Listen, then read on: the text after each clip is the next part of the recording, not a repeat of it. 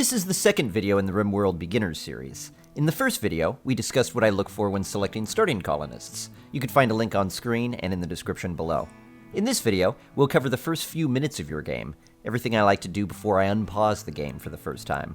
We'll be starting in the biome that I recommend for new players, Temperate Forest. We'll also be starting close to the equator, which will give us moderate temperatures as well as a year-round growing period. That will make things easier as well.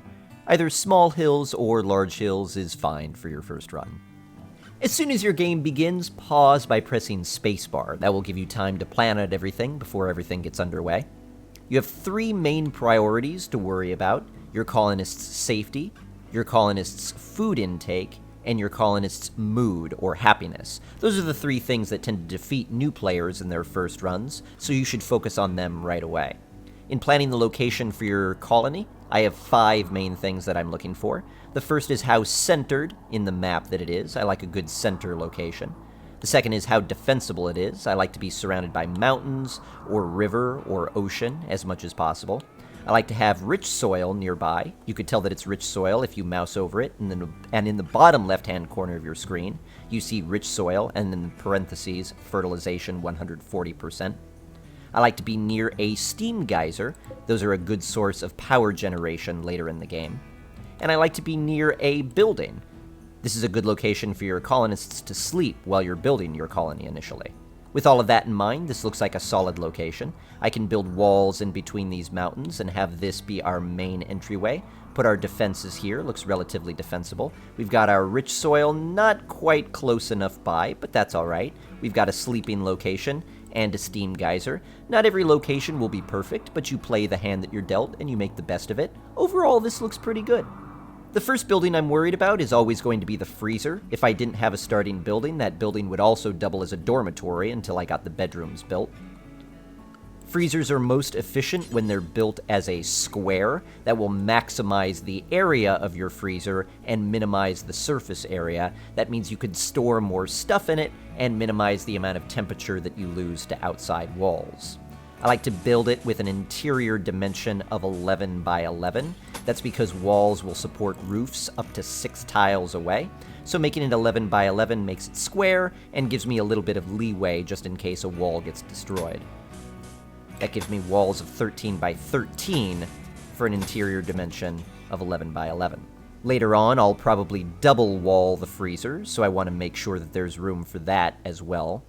I also like to do an airlock as an entrance, so instead of just doing a single door, I'll do 2 doors that my colonists will have to walk through to get in. This will help maintain the temperature of the freezer a little bit more as well. We'll put in the cooler, making sure that the blue side faces into the building and the red side faces out. The way coolers work is that they'll output cold air into the blue side and vent the hot air out the red side. So you'll want your red side out into the open air. I will also right away set this location as a stockpile zone, so our haulers can begin moving everything in here. Your goods will begin deteriorating if they're left outside or if they're left under a roof, so getting them inside as quickly as possible is ideal to maintaining the health of all your objects. This is also a great time to start unforbidding each of your starting objects by clicking on them and pressing the F key or this forbid button to allow your colonists to haul them.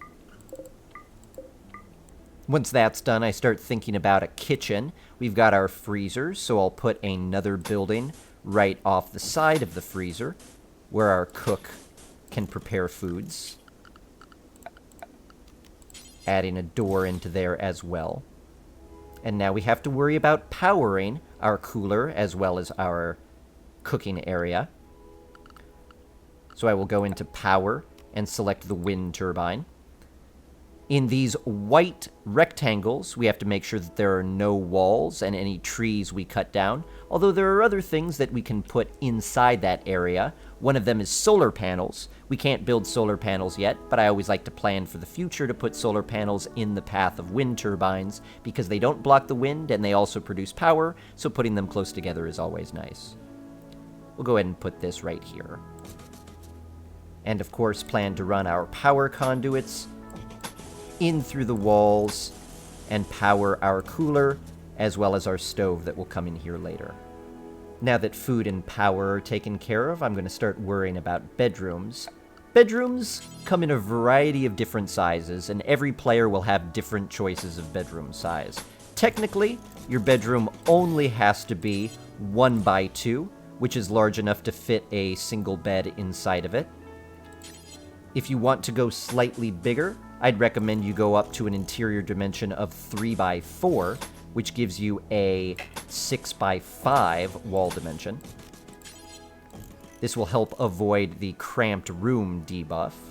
And if you want to go luxurious, it's nice to go 6 by 7 inside. This will give you a spacious room buff. That would be 8 by 9 wall dimensions. But realistically, you could go anywhere between any of these sizes, based on your preference, based on the availability of materials, and based on the space you have available to build. In this particular run, I have quite a bit of space, so I'm happy to build larger bedrooms. Let's go ahead and give them 5 by 6.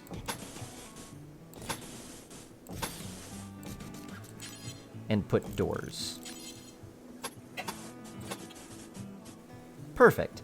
Now, of course, I'll add more later as I add more colonists, but for our starting 3, this will be great. Now we can add some of our starting furniture.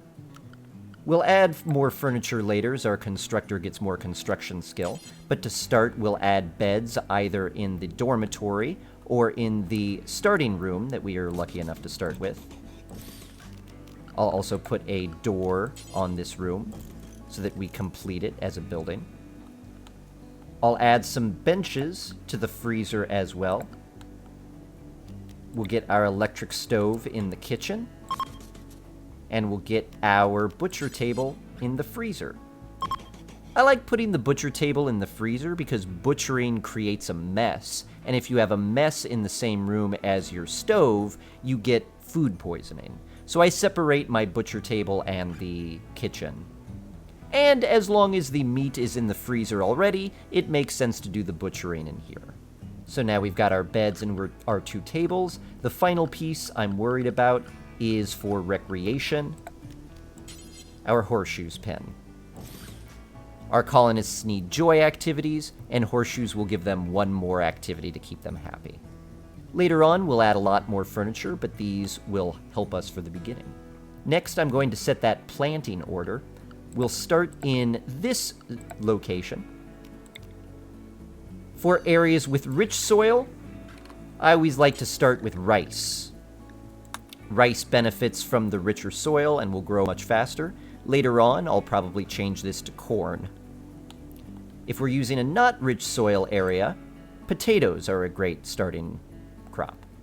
Finally, in order to fuel all of this wood building and our starting food, I'm going to set an order to chop wood around our starting colony area, and also an order to harvest berries that I find around the starting area.